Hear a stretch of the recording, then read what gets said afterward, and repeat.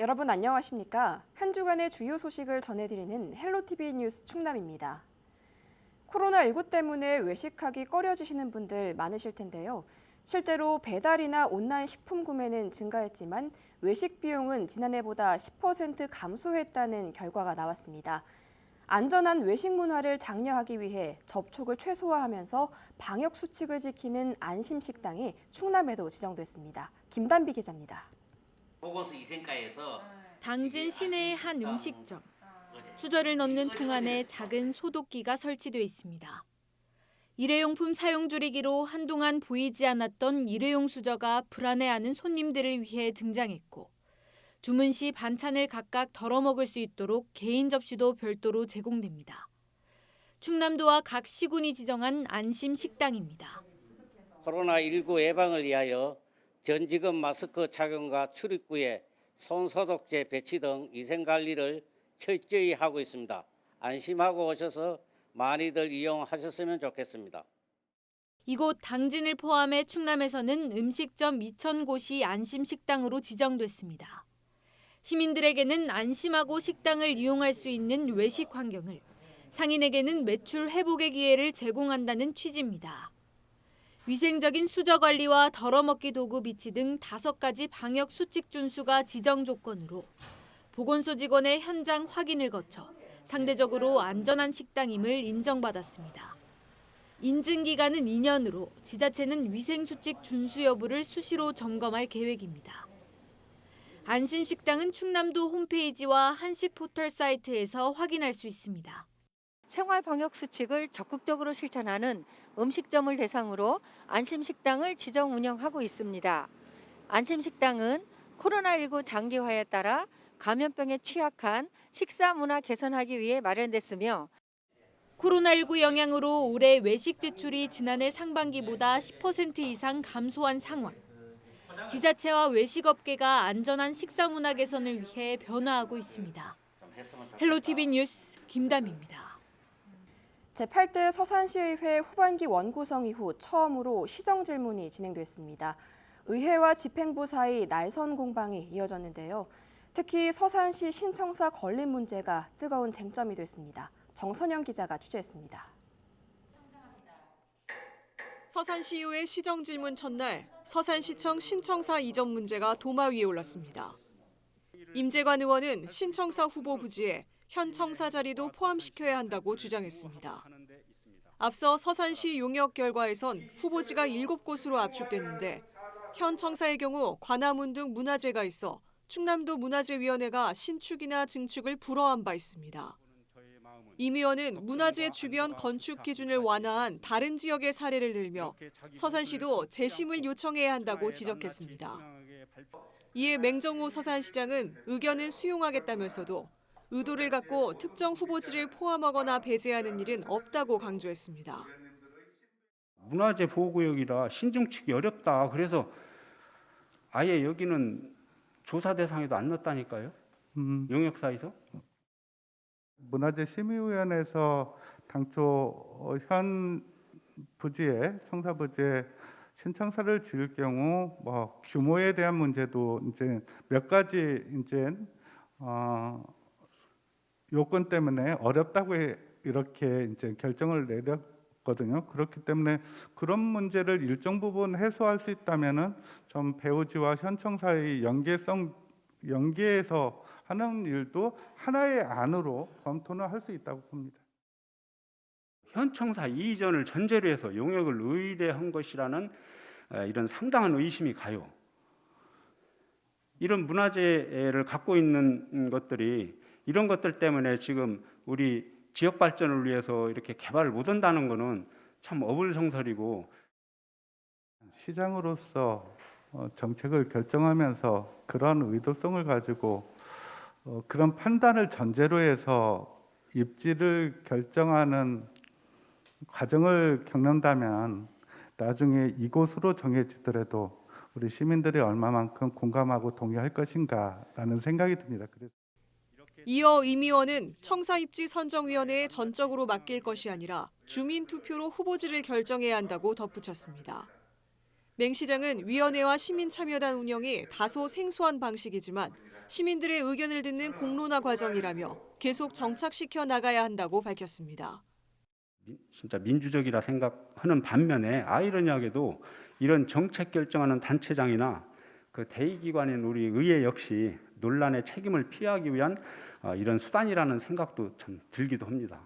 그래서 공론화위원회를 우리 시민들이 어떻게 바라보느냐가 중요한 겁니다.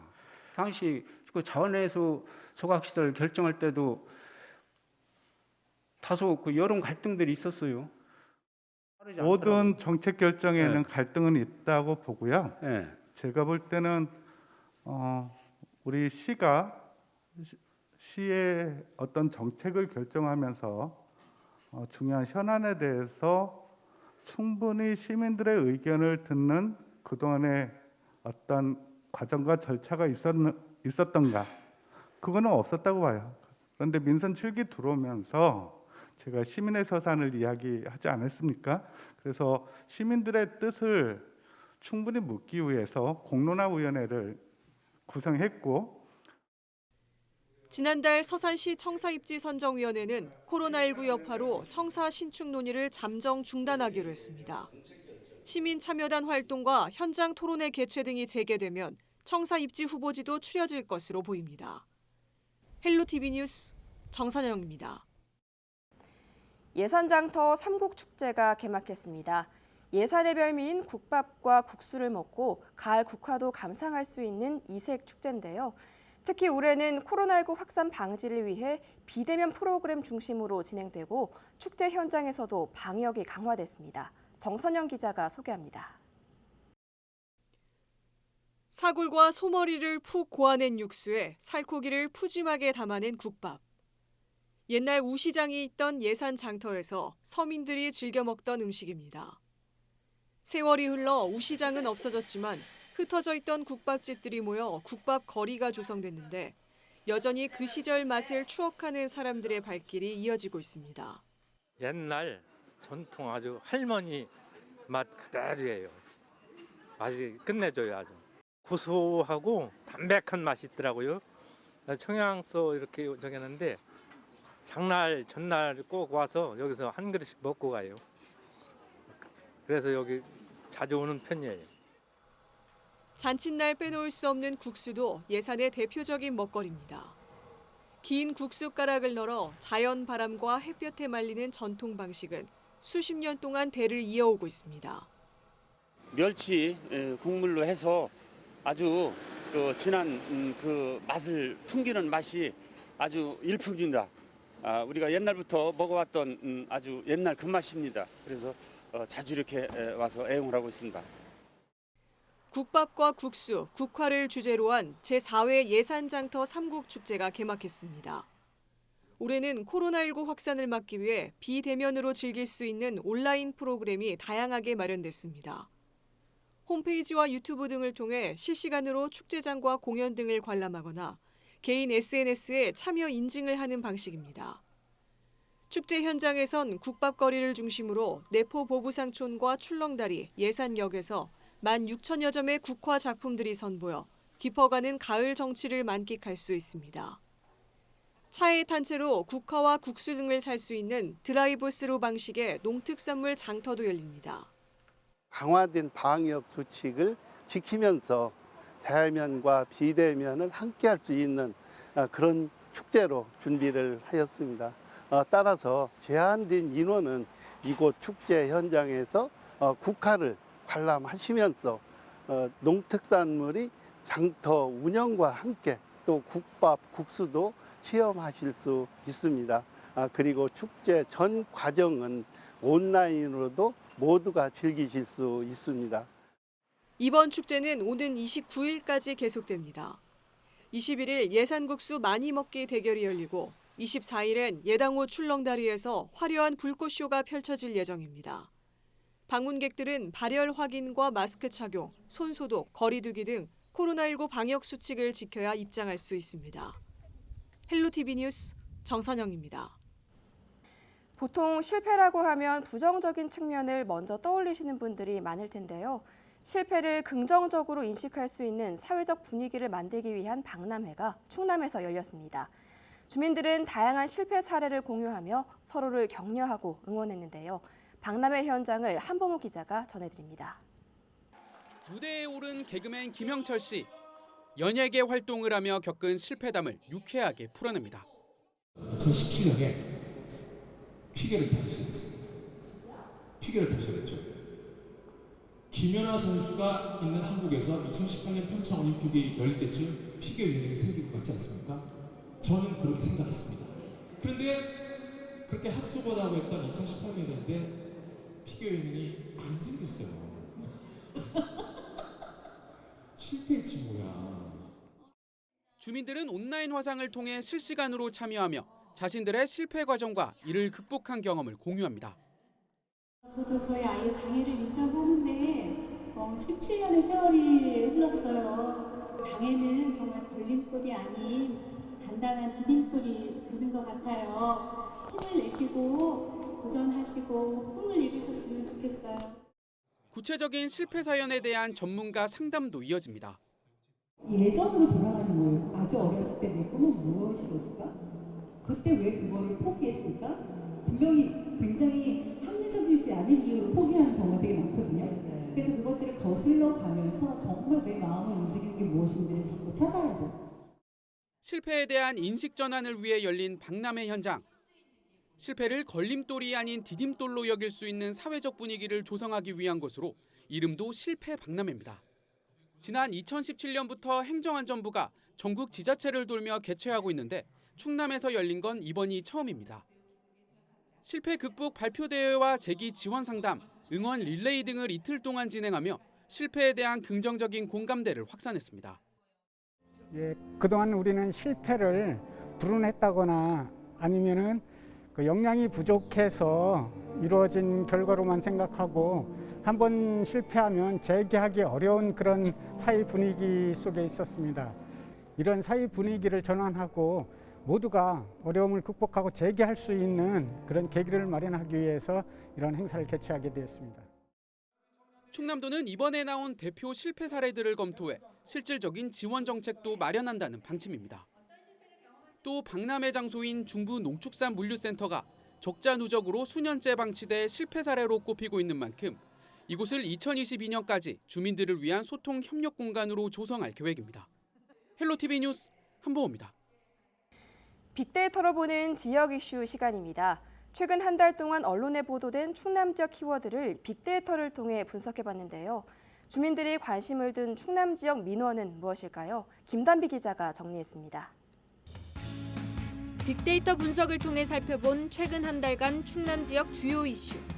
민원 관련 가장 눈에 띄는 키워드는 범죄자입니다. 내용을 살펴보니 호수공원과 음주운전, 그리고 수배와 중범죄가 연관 키워드로 떠올랐습니다. 지난 9월 12일 새벽 서산 호수공원 인근 한 골목에서는 20대 A씨가 음주운전을 하다 마주오던 차량 운전자를 폭행한 뒤 경찰에 엉뚱한 신원을 대고 달아난 일이 있었습니다. 당시 A씨는 교통 관련 법규 위반으로 수배된 상태로 다른 사람의 주민등록번호로 신원조회를 통과했고 경찰은 추가 확인 없이 A씨를 돌려보내 논란이 됐습니다. 다음 키워드 살펴봅니다. 역시 코로나와 관련한 키워드가 눈에 들어오는데요. 연관 키워드로는 도서관과 취업, 마스크가 있습니다. 코로나19로 좁아진 취업문에 비상이 걸렸습니다. 고용시장이 위축되면서 올해 대학 졸업 예정자의 취업률이 절반에 못 미칠 거라는 조사 결과도 나왔는데요. 이렇다 보니 청양에서는 시골 청년들도 취업 정보를 제공받을 수 있게 채용 공고 게시판을 도서관에 구축해달라는 글이 올라왔습니다. 코로나19 관련 마스크 착용에 대한 민원도 제기됐습니다. 태안군 근흥면에서는 장사하는 분들이 마스크를 착용하지 않고 영업을 한다는 민원이 접수됐는데요. 관광지인 만큼 철저한 관리가 필요해 보인다는 의견 주셨습니다. 마지막 민원 키워드 개천절입니다. 제헌절과 3.1절, 현충일 등 국경일과 공동주택이 연관어에 올랐는데요. 10월에는 우리 민족 최초 국가인 고조선 건국을 기념하기 위해 제정된 개천절과 한글의 우수성을 기리기 위한 한글날이 있습니다. 모두 국경일로 태극기를 다는 날이지만 요즘 들어선 태극기를 다는 모습이 눈에 띄게 줄었죠. 서산의 한 주민은 민간에서 자발적으로 국경일에 태극기 달기 운동을 펼쳐야 한다고 제안했습니다. 지금까지 빅데이터로 보는 지역 이슈였습니다. 올 4분기 충남에서 12,000가구에 달하는 아파트 분양이 예정돼 있는 것으로 확인됐습니다. 한 부동산 정보업체 자료를 보면 올 4분기 충남 지역 아파트 분양 예정 물량은 1,949가구로 경기와 인천, 서울에 이어 전국에서 네 번째로 많았습니다. 같은 기간 전국 아파트 분양 예정 물량은 14만 5천여 가구로 3분기에는 12만 5천 가구가 분양 물량으로 나와 최근 5년 사이 가장 많은 수준을 기록했습니다. 지난해 충남 지역 환자의 수도권 진료 비중이 전국 2위를 기록하는 등 지방 환자의 수도권 의료기관 쏠림 현상이 가속화되고 있다는 지적이 나왔습니다. 더불어민주당 이탄희 의원이 국민건강보험에서 받은 자료를 보면 지난해 충남 지역 환자의 수도권 진료 비중은 23.6%입니다. 이는 25.6%를 기록한 강원에 이어 전국에서 두 번째로 높은 수준입니다. 같은 기간 전국 지방 환자의 수도권 의료기관 이용 인원은 298만 명으로 2015년과 비교해 30만 명 증가했습니다. 이 의원은 지역 간 의료 자원의 적정한 배분을 위해 수도권 중심의 무분별한 병상 증서를 제한할 필요가 있다고 주장했습니다. 충남도가 전국 최초로 도입한 행복 키움 수당 대상을 기존 24개월 미만 아동에서 36개월 미만 아동까지 확대합니다. 이번 행복 키움 수당 제도 확대로 혜택을 받는 아동은 4만 1,000명으로 오는 11월부터 매달 10만 원씩 수당이 지급됩니다. 충남도는 지난 2018년 10월 충남 아기 수당 지원에 관한 조례를 제정하고 같은 해 11월 전국 최초로 12개월 이하 아동에게 월 10만 원의 아기 수당을 지급했습니다. 이어 지난해 11월에 행복키움 수당으로 명칭을 변경했으며 수당 지급 대상을 24개월 미만으로 확대한 바 있습니다. 충남에서 최근 4년 동안 아동 노인 학대가 851건 발생한 것으로 집계됐습니다. 국회 행정안전위원회 소속 박재호 의원이 경찰청으로부터 제출받은 자료를 보면 지난 2017년부터 올해 8월까지 전국에서 발생한 아동과 노인 학대는 2만여 건으로 나타났습니다. 지역별로는 아동 학대와 노인 학대 모두 경기도와 서울, 인천 순으로 많았습니다. 충남은 아동 학대가 680건, 노인 학대가 171건으로 둘 다 전국에서 중간 수준인 것으로 조사됐습니다. 박 의원은 코로나19로 가정에 머무는 시간이 늘어나고 있는 만큼 강력한 예방 조치가 필요하다고 지적했습니다.